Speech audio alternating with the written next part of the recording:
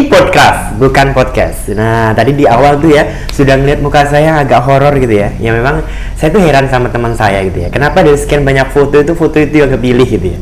Jadi, jadi ya udahlah ya. Jadi seperti apa yang telah saya sampaikan sebelumnya, bahwasanya kenapa kok horor gitu ya. Muka saya memang horor sedikit, nggak apa-apa. Nah, kali ini kita akan sedikit ngobrol hal yang agak santai. Kita sudah kedatangan tamu yang spesial juga gitu ya dari Departemen Security. Kita langsung sambut saja dengan Bapak Odin Hidayat. Pak Odin Hidayat gitu ya. Nah ini ya, mungkin bapak-bapak yang biasa masuk ke pabrik, keluar masuk pabrik cukup familiar dengan beliau. Saya pun demikian. Jadi kalau saya setiap main ke pabrik gitu ya, dulu saya ex pabrik, ketika saya main di pabrik gitu ya, ketika saya ada kegiatan misalkan mau istirahat di luar gitu ya bersama teman-teman gitu ya, biasanya saya tuh selalu melihat Pak Odin selalu berjaga gitu ya. Selalu standby di gerbang paling depan gitu ya. Dan sekarang kalau nggak salah semua akses pintu masuk dia di depan ya Pak Odin ya. Siap. Jadi untuk akses karyawan yang di pos bilet ditutup sebulan September kemarin, alhamdulillah udah semua masuk karyawan dari pos Wairut semuanya. Yang awalnya emang banyak dari kawan-kawan yang masuk biasa dari pos bilet keberatan, tapi alhamdulillah dengan seiring waktu mengalir semua aman, kondusif, lihat nyaman. Oke, jadi tertib gitu ya sekarang Bapak Ibu ya. Jadi semuanya diarahkan dari satu pintu. Jadi nggak ada sekarang istilahnya masuk dari pintu belakang, pintu samping tuh nggak ada ya. Jadi semua disiplin di depan area pos WRM gitu ya Pak Odin ya.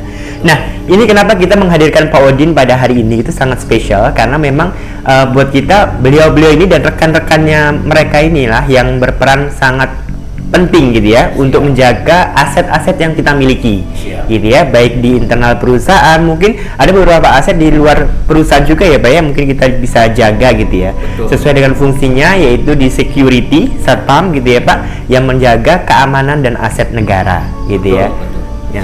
Betul. Nah, kali ini kami ingin coba bisa dikatakan saya itu sebenarnya curious gitu ya, kenapa sih sebenarnya bukan kenapa ya, tapi lebih ke pengalaman kali ya. Karena kan memang kalau misalnya kita tahu Bapak Ibu itu mostly kerja itu kan 8 jam ya Pak.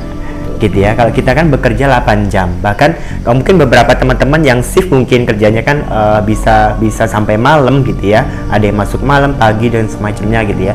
Nah, ini sama juga di teman-teman security gitu ya. Ketika kita pulang kan mereka teman-teman ini selalu standby untuk tetap menjaga keamanan aset yang ada di dalam sebuah perusahaan gitu ya. Betul. Nah, ini apa Pak yang melatar belakangi sehingga Bapak ya sudahlah saya jalankan sebuah tugas ini dengan lapang dada, atau teman-teman ketika mungkin bisa tidur nyenyak atau semacamnya gitu ya.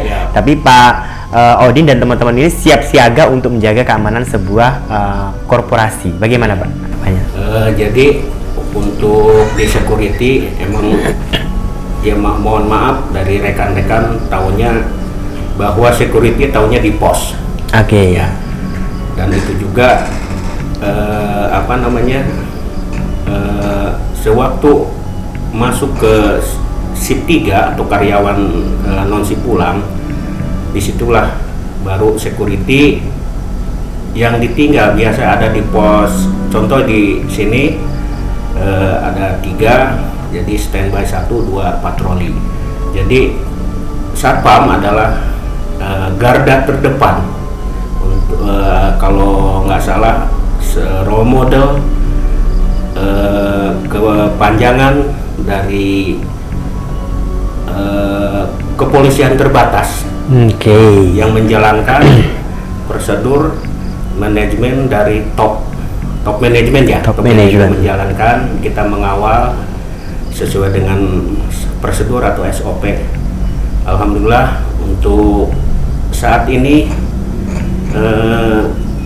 banyak kabar-kabar terus terang yang positif terus ke kita, dan ada juga yang negatif, udah nggak apa-apalah. Itulah risiko kita sebagai security, mau diapa-apain juga kita siap. Artinya menjalankan tugas, karena apa, di belakang kita ada keluarga. Betul gitu. Nah, cuma saya tekankan kawan-kawan, kita jaga ada salah satu amanah. Apa amanahnya? Jangan ada peribahasa pagar makan tanaman gitu ya. Okay. Ya, Alhamdulillah karena security diawali semua berdoa dulu sebelum kita bekerja, berdoa dulu, minta ke yang maha kuasa Allah yang jaga selamat, yang dijaga pun selamat. Betul. Jadi itu penting juga karena keselamatan kalau kita nggak aman ya gimana ya. Iya, betul. Jadi memang ada beberapa orang-orang yang beranggapan bahwasanya tugas security itu sebenarnya gampang gitu ya. Padahal tidak ya Pak ya. Insya Allah tidak. Betul, karena kan yang saya tahu juga kan kadang security itu bisa menjaga sampai malam. Betul. Gitu ya. Bahkan saya beberapa saat yang lalu itu saya sedang ada kunjungan gitu ya di salah satu perusahaan BUMN juga, dan kita dan teman-teman itu mengamanatkan kendaraan kita gitu ya untuk menginap di satu tempat, dan alhamdulillah sampai kita kembali semuanya aman gitu ya. Jadi berarti kan memang benar-benar Bapak security ini menjaga dan mengamanatkan tugasnya dengan baik gitu ya. Cuman yang menarik itu gini Pak sekarang, kalau misalkan berjaga malam gitu ya, kalau ngomongin malam-malam hari di sebuah pabrik atau di sebuah lokasi yang memang sudah ditinggalkan oleh penghuni di office hours-nya, nah itu biasanya ada kejadian atau ada pengalaman seperti apa sih Pak yang menarik untuk bisa disampaikan di teman-teman semua gitu? Baik, terima kasih. Terkait itu, kalau misalkan diutarakan dari satu persatu kayaknya nggak tamat ya. Oke. Lama. Terlalu banyak ya Pak pengalaman Tapi gitu ya? inilah sebelum kita ada, beliau sudah ada. Oke. Artinya kalau kita menyimak dari Pak Ustadz ya, apa namanya tuh, wa ma khalaqtul jinna wal insa illa liya'budun gitu ya. Allah ciptakan jin dan manusia kecuali untuk beribadah. Betul. Dan itu juga ada dua kan, manusia yang kafir maupun yang beriman gitu ya.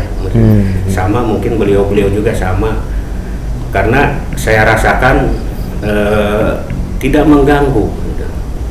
Kalau kitanya selalu berlindung. Karena kalau menurut saya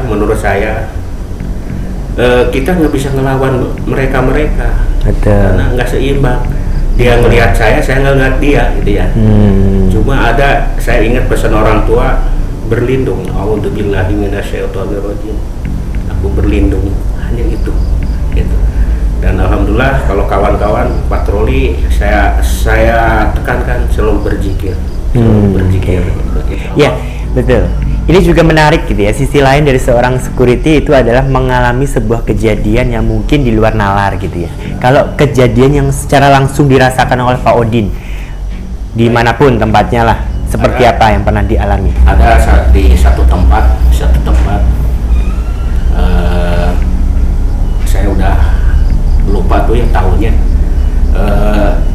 Kan biasa di security itu per 3 bulan atau 4 bulan sampai 6 bulan ada rolling.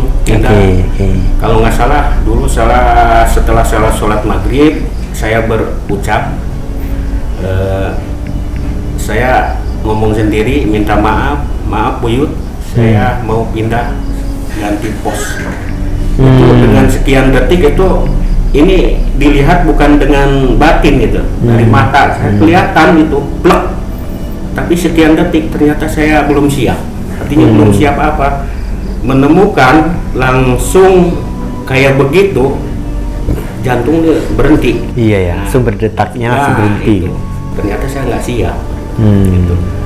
Itu ya. Tapi memang ada ya Pak kejadian-kejadian hal yang mistis selama dialami seorang security itu pasti ada ya. Mungkin kalau dibicarakan, diutarakan di sini, di plan, kalau satu persatu insya Allah ada sih. Pasti. Jadi artinya nggak cuma Pak Odin gitu ya, mungkin ada beberapa teman-teman yang lain merasakan hal yang sama gitu ya. Betul. Iya betul. Karena memang menarik Pak ya. Jadi kalau misalnya kita ngomongin sisi lain, ya memang kita sadari gitu ya, sesuatu yang gaib itu ada gitu ya. Cuman bagaimana sih Pak sebenarnya sikap kita gitu ya? Kan kita juga manusia, punya tugas, punya ini gitu ya, aktivitas yang memang kita kerjakan supaya tidak bersinggungan secara langsung, yang membuat mungkin ada beberapa makhluk-makhluk gaib yang mungkin tersinggung dengan aktivitas kita gitu. Nah sebenarnya ada nggak tips dan trik dari Pak Odin nih kira-kira sebagai kita orang manusia gitu ya, manusia untuk menyikapi kejadian-kejadian seperti itu bagaimana? Kalau pribadi saya sebelumnya ya tadi saya katakan kita berdoa dulu ya. mohon perlindungan, karena semua tuh ada yang ngatur gitu. Iya betul. Yang penting dengan kesadaran yang tinggi kita selalu ingat berzikir, insya Allah. Karena tadi tidak akan bisa melawan mereka. Betul. Tidak seimbang, tidak terlihat. Betul. Bisanya aku berlindung. Iya, jadi yang punya. bergantung kepada Tuhan gitu ya Pak ya. Jadi kita memang punten iya. Allah gitu. Betul, Allah gitu ya. Jadi kita satu-satunya harus memiliki akidah yang kuat gitu ya Pak ya. Hanya kepada Allah saja kita berlindung. Sehingga insya Allah nanti ada gangguan-gangguan apapun kita bisa kasih ya Pak ya. Kemudian ini Pak, pernah nggak sih ada kejadian di mana teman-teman itu sempat mengalami kesurupan gitu ya pada saat melakukan inspeksi ke lapangan atau seperti apa? Ada juga ya? Ada. Kalau boleh di itu apa namanya, di tempatnya boleh nggak? Wah ini dia. Kalau spesifik ke tempat nanti sayanya ke sana jadi saya khawatir Pak. Jadi mendingan disamarkan saja nih. Soalnya kalau misalnya sebut nama, waduh di tempat ini ada sesuatu. Jadi sayanya agak ragu kalau misalkan keundang ke tempat itu ya. Bagaimana? Pengalamannya seperti apa kok? Kesurupan, penanganannya seperti apa? Jadi saya tahunya lupa. Dia jaga, ternyata mungkin dia apa sebutnya tuh ngelamun apa, ternyata dia merasakan di pangkuan dia seolah ada perempuan. Wih, gitu. Ada perempuan di pangkuan. Ya, itu perempuan, dan secara fisik kelihatannya dia menggigil, kedinginan, sampai di pos itu kalau nggak salah dipakai jaket 3.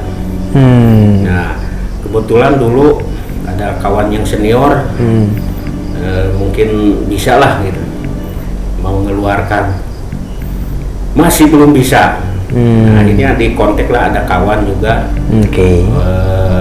udah pensiun, jadi datang, kalau panggilannya kalau nggak salah dulu Suheng. Kang Suheng. Heng, tolong sih ini ke masukin ya. Itu apa ya, dengan ya dikata dengan mudah, Pak mana ya, dia tunjukin di pundak, di sini Pak, di sini. Dia ambil, lemparin, gitu ya. Allah mengabulkan semua. Betul. Langsung buka jaketnya, udah banget, alhamdulillah. Oh jadi kalau misalnya orang kesurupan itu pada prinsipnya dingin ya badannya atau gimana? Oh dingin ya. Macam-macam sih, ada yang dingin, ada yang ngoceh. Oh iya kan kadang ada beberapa di tayangan-tayangan televisi dia suka ngoceh gitu ya. Kadang ada yang bahasa Sunda juga loh Pak. Itu berarti memang sebenarnya makhluk-makhluk seperti itu ada yang itu ya mengkategorikan gitu, gak tahu masih disuku-sukukan gitu ya. Kalau saya meyakini mereka tuh mungkin bisa bahasa apa aja kayaknya. Oh iya, oke. Karena walaupun sini di Banten, tahu-tahu ada bahasa Cina gitu. Terus bahasa apa aja ternyata. Oke, memang menarik ya Pak. Kalau ngomongin itu kan pengalamannya banyak, apalagi Pak Odin ini termasuk yang senior ya, security yang senior di sini. Kalau nggak salah berapa bulan lagi Pak mau pensiun? Insya Allah kalau dengan hitung MPP 8 bulan lagi. 8 bulan. Nah sebelum Pak Odin pensiun, nah ini ada pesan nggak buat teman-teman semuanya kalau misalkan ya itu tadi ya Pak ya, dengan menyikapi ke kondisi-kondisi yang mungkin tidak bisa kita logikakan di luar nalar. Bagaimana Pak? Mungkin ada pesan itu ya? Ya, satu pesan. Ya, saya ke tim terima kasih atas undangannya ini, kesempatan yang baik ini. Saya bangga jadi karyawan KS, dan saya pesan ke kawan-kawan yang masih muda, milenial, satukanlah langkah, satukanlah visi misi PT Krakatau Steel ini. Mudah-mudahan tidak apa namanya ya,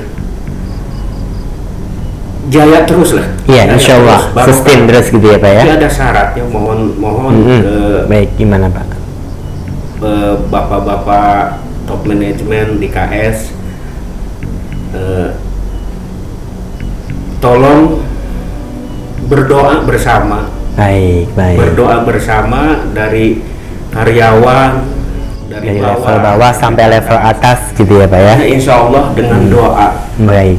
yang tidak ada lain, tidak bukan dengan doa. Tidak ada satupun lepas dari doa. Betul. Karena saya prinsipnya tangan saya bisa ngangkat, saya bisa ke sini, ke Korkom, diwawancara sama Mas Yuda. Iya, baik. Tidak ada satupun Baik. kebetulan.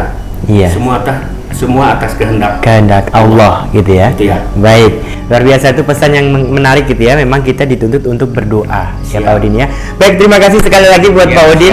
Atur nuhun pisan gitu ya, sudah berkenan hadir bersama kita semua dalam agenda podcast pada kali ini. Dan teman-teman, seperti yang disampaikan oleh Pak Udin, bahwasanya kita harus teguh imannya, akidahnya gitu ya, supaya kita nanti terhindar dari hal-hal yang tidak kita inginkan.